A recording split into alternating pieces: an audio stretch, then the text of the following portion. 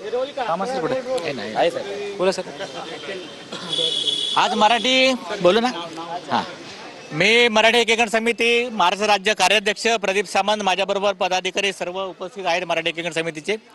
आज फक्त इथल्या DCP झोन 5 यांना फक्त एक निवेदन द्यायचं होतं की राज्यात जे काही चाललंय ते चुकीचं चाललेलं आहे आणि विशेषतः तुमच्या अखत्यारीतील क्षेत्रामध्ये कोणतरी हे तथाकथित धर्माच्या आड अतिरेक करून आपल्या न्यायपालिकेच्या निर्णयाला आव्हान देत आहे.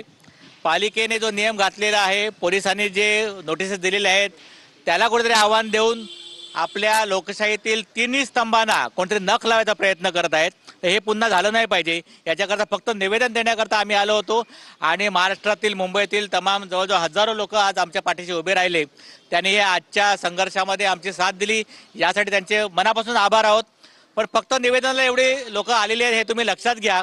जर आम्ही दिलेल्या निवेदनावरती जर कारवाई नाही झाली आणि इथली कायदा सुव्यवस्था नाही टिकवली, हे पोलिसांचं काम आहे, पालिकेचं कर्तव्य आहे, राजकारण्यांचं खरं म्हणजे जबाबदारी आहे. हे जर नाही झालं तर ह्याच्यापेक्षा खूप मोठा भव्य असा महामोर्चा आमच्याकडनं काढण्यात येईल. जसं मीरा रोडला महामोर्चा झाला होता तसाच महामोर्चा पुन्हा एकदा काढण्यात येईल. याची सगळ्यांनी दखल घ्यायची आहे. सगळ्या माध्यमांनी, तुम्हाला मी चौथा स्तंभ म्हणतोय लोकशाहीचा, पहिल्या तिन्ही स्तंभांना कुठेतरी गंज लागलेला आहे. तुमचा स्तंभ अजूनही मजबूत आहे. तुम्ही सगळ्यांनी ते 3 स्तंभ वाचवायचे आहेत. याच्याकरता या राज्यामध्ये कायदा सुव्यवस्था टिकवण्याकरता पालिका प्रशासन, पोलीस प्रशासन आणि न्यायपालिका या सगळ्यांना तुम्ही सावरलं पाहिजे. ही तुमची पण जबाबदारी आहे, असं मी मराठी एकीकरण समितीकडून तुम्हाला निवेदन देतो.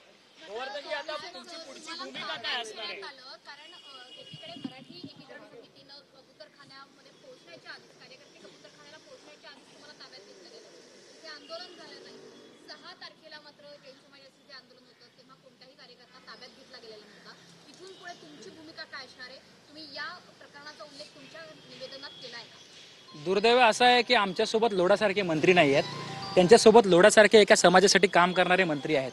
आणि आमच्याकडे 288 आणि 78 आमदार, याच्यापैकी एकही आमदार किंवा एकही मंत्री या बाजूने उभा राहणारा नाही आहे. हे आमचं दुर्दैव म्हणतो आम्ही. या मराठी भूमीमध्ये आज आम्ही आरोग्यासाठी आमच्या पोलीस बांधवावरती झालेला हल्ला, मारहाण आणि त्या ठिकाणी जी राडा केला, चाकू सुऱ्या आणून महानगरपालिकेच्या ज्या ताडपत्री आणि त्या ठिकाणी बांबू लावले ते तोडले आणि पुन्हा कायद्याला आव्हान केलं की आम्ही कायद्याला जुमानत नाही, आम्ही मोर्चे काढू, शस्त्र काढू. ही जी भाषा काय केली गेली, त्यावेळेस हे पोलीस कुठे होते, पोलिसांनी या 8 दिवसामध्ये काय कारवाई केली, हे विचारायला आज आम्ही संयमाने, शांततेने या ठिकाणी आलो. परंतु पोलिसांनी पुन्हा एकदा नियमितपणे गेल्या 10-11 वर्षापर्यंत आम्ही जे चळवळी राबवतो त्या अनुभवानुसार पुन्हा एकदा दडपशाही वापरली, आमचा आवाज बंद करण्याचा प्रयत्न केला. आणि आमच्या सोबत गृहमंत्री नाहीत, गृहमंत्री फक्त एका विशिष्ट समाजासोबत उभा आहेत, असा पुन्हा एकदा प्रत्यय आम्हाला आलेला आहे. पोलिसांना आम्ही विनंती केली होती अगोदर की आम्हाला माध्यमाशी बोलू द्या, आम्हाला या ठिकाणचे जे उपायुक्त आहेत त्यांना निवेदन देऊ द्या आणि कायदा सुव्यवस्था बिघडण्याची भाषा जी करणारे लोक आहेत त्यांना आवरावं हे सांगण्यासाठी आम्ही आलो. परंतु या ठिकाणी आम्ही निवेदन देण्यासाठी जमलो असताना पोलिसांनी धरपकड केली आणि हे बक्षीस मला दिलंय. माझा अक्षरशः हात मुरगळलाय, माझं रक्त काढलं गेलं. कोणासाठी काढलं? मी इथे आलो होतो पोलिसासाठी आणि माझं रक्त कोणी काढलं? या पोलिसांनी काढलं. तर माझी पोलिसांना देखील विनंती आहे, आपल्या आतमध्ये एक मराठी माणूस लपलेला आहे, आपल्या धामण्यामध्ये वाहणारं रक्त मराठी आहे. आपण या राज्याचे नागरिक आहोत, या राज्याचं वेतन घेतो आणि राज्याची बाजू मांडण्यासाठी, लोकांच्या आरोग्यासाठी आम्ही या ठिकाणी आलेलो आहेत. न्यायालयाने आदेश दिले, सुप्रीम कोर्टाने आदेश दिले आणि महानगरपालिकेने त्या ठिकाणी बंदी आणली असताना जर कोणी दादागिरीची भाषा करत असेल, हेकेखोरपणा करत असेल तर त्याच्या समोर उभा राहणं एक नागरिक म्हणून, एक चळवळ म्हणून आमची भूमिका आम्ही या ठिकाणी मांडतो आहोत. पण ही दडपशाही योग्य नाही, याचा निषेध आम्ही करतो. म्हणतात की हिंदू म्हणून सगळ्यांनी एकत्रित येणं गरजेचं आहे. हिंदूंमध्येच ही सगळी फूट जी आहे ती निर्माण केली जाते, त्यांचं असं म्हणणं आहे. या सगळ्या हिंदुत्वाच्या त्यांच्या व्याख्येला तुम्ही कसं बघता? अहो, हिंदू म्हणजे काय? हिंदू म्हणजे फक्त परप्रांतीय? हिंदू म्हणजे कोण? हिंदू म्हणजे स्थानिक नाहीये? आम्ही हिंदू आहेत ना. अहो, या मराठी माणसाने हिंदुत्व जपलं. आमच्या छत्रपती शिवरायांमुळे, आमच्या मराठ्यांमुळे आम्ही देशाचं हिंदुत्व वाचू शकलो. तुम्ही आम्हाला काय भाषा करता हो या धर्म जपण्याची? हा धर्माचा विषय नाही आहे. या धर्माच्या नावाखाली राजकारण केलं जात आहे. हे काय दाखवतायत की आमची संख्या एवढी आहे, आम्ही रस्ते अडू शकतो, आम्ही पोलिसांना धक्केबुक्की करू शकतो, आम्ही न्यायालयाला जुमानू शकत नाही, ही ताकद येणाऱ्या निवडणुकीसाठी दाखवतात आणि यांच्या बाजूने उभा राहणारे मंत्री आहेत. परंतु मला एक सांगायचं आहे, हे राज्य कायद्याने चालणारं राज्य आहे, राज्य घटनेनुसार चालणारं राज्य आहे. इथे न्यायालयीन जी व्यवस्था आहे ती सर्वोच्च स्थानी मानणारी व्यवस्था आहे. त्यामुळे तुम्हाला त्याचा सन्मान राखला गेलाच पाहिजे आणि तुम्ही न्यायालयाच्या विरोधात जाऊन जर कोणतीही कृती करत असाल तर आम्ही देखील तुमच्या समोर उभे राहू आणि लाखोंचे मोर्चे आम्ही या ठिकाणी काढू, असं या ठिकाणी मी आवाहन करतो. लोढांसारखे मंत्री आमच्या बाजूने नाहीत हे आमचं दुर्दैव आहे. जे मराठी भाषेच्या बाबत राजकारण करतात, मराठी माणसांचा मुद्दा घेऊन पुढे जातात, त्या पक्षांना तुम्ही संपर्क केला का? त्यांच्या नेत्यांकडून तुम्हाला काय प्रतिक्रिया मिळाली? तुम्ही आवाहनही केलं होतं मतांचं राजकारण जपण्यासाठी, मतपेटी जपण्यासाठी म्हणून इतर राजकीय पक्ष गप्प आहेत. राजकीय लोक का गप्प आहेत, राजकीय लोकांची काय भूमिका आहे याबद्दल आम्ही काही बोलू शकत नाही.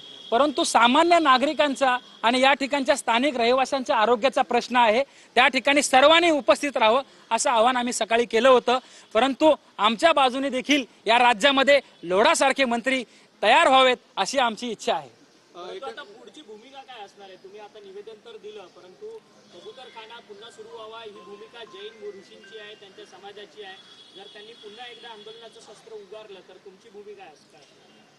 न्यायालय हा सर्वोच्च स्थानी आहे, न्यायालयाची जी बाजू आहे ती सर्वांनी मान्य केली पाहिजे आणि जर तुम्ही कायदा सुव्यवस्था बिघडणार असाल तर आम्हाला देखील रस्त्यावर उतरावं लागेल हे मी जाहीर करतोय. परंतु जर तुम्ही म्हणताय की जीवदया भूतदया हे जे प्रकार तुम्ही आता मांडतायत ना, तर ही जीवदया भूतदया तुम्हाला वन विभागात ज्या ठिकाणी मानवी वावर नाहीये, ज्या ठिकाणी मनुष्य वस्ती नाहीये त्या ठिकाणी देखील करता येईल. तुम्ही जर हेकेखोरीपणे दादर कबूतरखाना हलवलाच नाही पाहिजे असं जर म्हणत असाल तर ते आम्ही कदापि सहन करणार नाही. कारण या विरोधात सर्व नागरिक उभा आहेत. फक्त तुमचे 3% जे लोक आहेत ते जर म्हणत असतील की आम्ही सांगू तीच पूर्व दिशा, हे आम्ही सहन करणार नाही. कारण जर तुम्ही जर ही जी जीवदया आणि भूतदया मानत असाल तर मग सार्वजनिक ठिकाणी जे आमचे श्वान आहेत म्हणजे कुत्रे आहेत किंवा मांजर आहेत त्या ठिकाणी जर नागरिक त्यांचं जे अन्न आहे, जे मांसाहारी अन्न आहे ते जर खाऊ घालत असताना तुम्ही त्यांना विरोध करता. हे जे आमचे मंत्री महोदय आमदार जे लोढा साहेब आहेत यांच्याच मतदारसंघामध्ये आमच्या एका महिला भगिनीला त्या पोलीस ठाण्यामध्ये मांजराला मांसाहारी अन्न खाऊ घातलं म्हणून डांबून ठेवलं होतं, त्याच्यावर अनेक गुन्हे नोंद केले. मग मांजर कुत्रा यांची तुम्हाला दया येत नाहीये? ते पशु नाही आहेत, ते प्राणी नाही आहेत. तुम्ही ज्यावेळेस आरेचं जंगल तोड झाली, वृक्ष तोड झाली त्यावेळेस जे पशु त्या ठिकाणी मृत्युमुखी पडले त्यांचा जीव तुम्हाला महत्वाचा नव्हता, त्यावेळेस तुम्ही का नाही बोलले? परंतु या दादर कबूतरखान्याच्या नावाखाली ही जी ताकद दाखवायचा प्रयत्न आहे ना त्याला आमचा विरोध आहे. तुम्ही ज्या भागात आहात कबूतरखाना जिथे आहे तिथे उद्धव ठाकरेंचे आमदार आहेत, सोबतच राज ठाकरेंना सुद्धा म्हणजे मनसेच्या पदाधिकाऱ्यांना तुम्ही संपर्क केला असं तुम्ही म्हटलेले आहे. मात्र आजच्या आंदोलनाच्या ठिकाणी तुम्ही म्हणजे दोन्ही ठाकरेंपैकी तुम्ही दिसलं नाही. एकीकडे मराठीच्या मुद्द्यावरून ठाकरे बंधू एकत्र येण्याची चर्चा आहे, मात्र आता राज ठाकरे उद्धव ठाकरेंना तुम्ही काय आवाहन कराल? सोबतच एकनाथ शिंदेना सुद्धा काय आवाहन? माझं सर्व या ठिकाणचे राज्यामधले सर्व राज्याच्या हितासाठी काम करणारे जे पुढारी मंडळी आहेत त्यांना माझं एकच आव्हान आहे, या राज्याचा हिताचा जो प्रश्न आहे, या आरोग्याचा प्रश्न आहे, आपण सर्वांनी या ठिकाणी आवाज उचलावा आणि नागरिकांच्या आरोग्याची काळजी घ्यावी. त्यासाठी तुम्ही आमच्यासोबत उभा राहावं आणि आम्ही तुमच्यासोबत उभा राहू हेच मी या ठिकाणी सांगतो. महामोर्चाचं नियोजन करतायत, साधारण काय नियोजन आहे? याच्यापेक्षा मोठं आंदोलन करणार का? कारण निवेदन तर आज दिलेलं आहे, इथून पुढचं महामोर्चाचं काही प्लॅनिंग आहे का? जर कोणी कायदा सुव्यवस्था बिघडवण्याचा प्रयत्न केला आणि आमच्या पोलीस प्रशासनाला घाबरवण्याचा प्रयत्न केला आणि नागरिकांना वेठीस धरून पुन्हा रस्ते जाम करायचा प्रयत्न केला तर नक्कीच जो मराठी मोर्चा सर्व पक्षीय एकत्र करून आम्ही केला होता तसाच मोर्चा या दादरमध्ये देखील निघेल असं मी आवाहन करतो. जे जैन मुनी आहेत ते असं देखील म्हटले होते की शस्त्र हाती घेऊ, त्यांचं असं म्हणणं की शस्त्र म्हणजेच उपवास असं त्यांचं म्हणणं आहे. याकडे कसं पाहता? त्यांनी आता त्यांचं शस्त्र कोणचं आहे त्यांनी अगोदर सांगितलेलं आहे, तुम्हाला सर्व माध्यमांना देखील माहिती आहे. परंतु त्यांच्यावरती कारवाई झाली पाहिजे अशी आम्ही मागणी केली, त्यानंतर त्यांनी तो घुमजाव केलेला आहे. आणि माझी पोलीस प्रशासनाला विनंती आहे की हा जो प्रकार 6 ऑगस्टला झाला आहे किंवा जैन म्हणून जी भाषा केलेली आहे याच्यावरती कारवाई झाली पाहिजे. आम्ही याच्यावर अडून बसलो आहे, आम्ही निवेदन आता जरी देत असलो परंतु आम्ही याच्या विरोधात न्यायालयात देखील जाऊ. दुटप्पी भूमिका ही सगळी पाहायला मिळते का? ज्या पद्धतीने मराठी माणूस जर रस्त्यावरती उतरला तर त्याच्यावरती गुन्हे, दुसरीकडे दुसरा समाज उतरला तर त्याच्यावरती गुन्हे नाही. मी मगाशी सांगितल्याप्रमाणे आमच्यासोबत कोणी उभा राहणारे लोक नाही आहेत, हे आमचं दुर्दैव आहे. आणि आम्हाला लोढासारखे मंत्री मिळावे म्हणून आम्ही मागणी करतोय, जेणेकरून आमच्या बाजूने उभा राहतील आणि पोलीस पुढाऱ्याचे सांगून काम करणार नाहीत, हे आम्हाला खात्री आहे. यापुढे मराठी माणसाला पोलिसांनी सहकार्य करावं आणि ही दुटप्पी भूमिका जी आज घेतली, आज मला जी दुखापत झाली, माझ्या सहकाऱ्यांना उचलून गाड्यामध्ये भरलं, या ठिकाणी आणलं, हे कुठेतरी भविष्यात होऊ नये अशी विनंती करणार आहे मी.